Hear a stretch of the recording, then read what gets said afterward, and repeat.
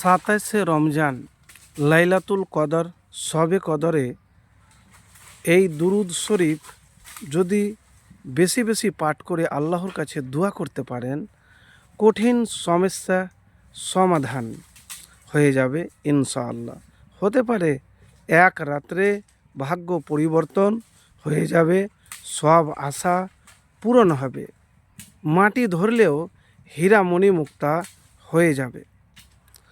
তো প্রিয় ভাই, দুরুদ শরীফের এত ফজিলত আছে যা আমরা বেশিরভাগ মানুষ কিন্তু জানি না।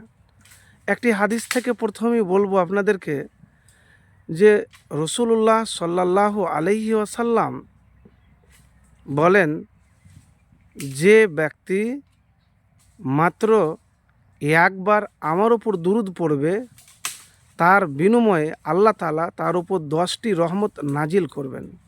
এটি মুসলিম শরীফের হাদিস। আর এক হাদিসা আছে যে রসুল্লাহ সাল্লাল্লাহু আলাইহি ওয়াসাল্লাম বলেছেন, যে আমার উপর একবার দুরুদ পড়বে আল্লাহ তাআলা তার উপর 10টি রহমত নাজিল করবেন, তার 10টি গুনাহ ক্ষমা করা হবে এবং 10টি দরজা বুলান্দ হবে।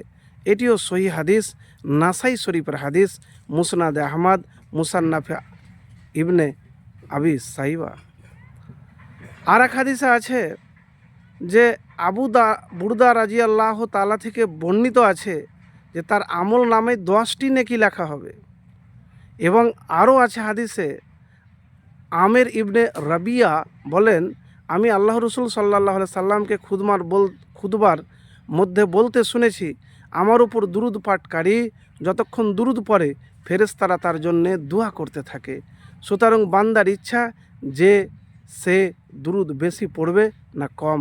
মুসনাদে আহমদ, মুসান্নাফ ইবনে আবি সাইবা এবং সুনানে ইবনে মাজা 907 নম্বর হাদিস। তো প্রিয় ভাই, লাইলাতুল কদরের রাত্রে, শবে কদরের রাত্রে আপনি দুরুদ পড়বেন। কতবার পড়বেন? কম করে তো 100 বার পড়েন। এবং যতক্ষণ আপনি পড়তে থাকবেন ফেরেশতারাও হাদিসের মধ্যে পাওয়া যায় যে আপনার জন্য দোয়া করতে থাকবে।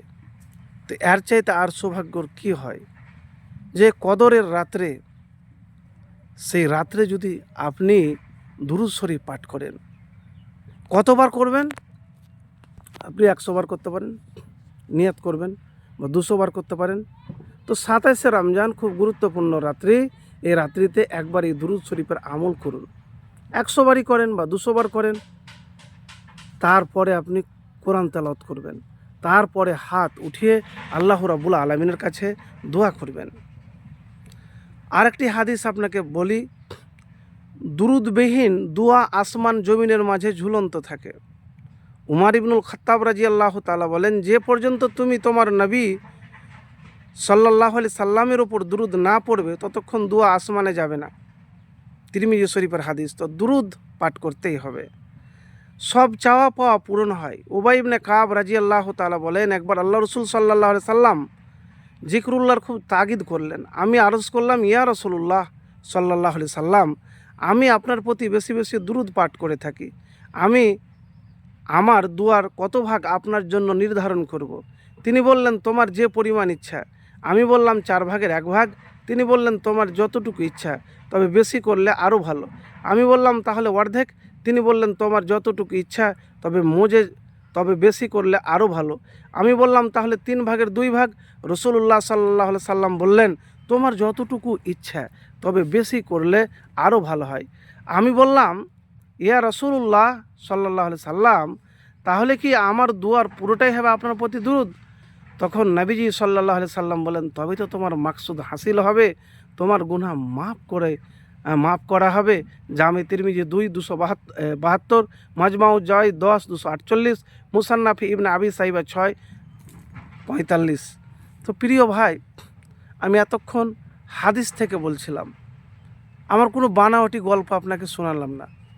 যদি আপনি দুরুদ বেশি বেশি করে পড়তে পারেন, ফেরেশতারা তো আপনার জন্য দোয়া করবেই করবে, আপনার মাকসাদ হাসিল হবে, ভাগ্য বদলে যেতে পারে রাতারাতি। দ্বিতীয় নম্বর কথা যেটা, সে হলো আপনার গুনাহ মাফ হবে। এ ব্যাপারে কোন দুরুদ পাঠ করবেন?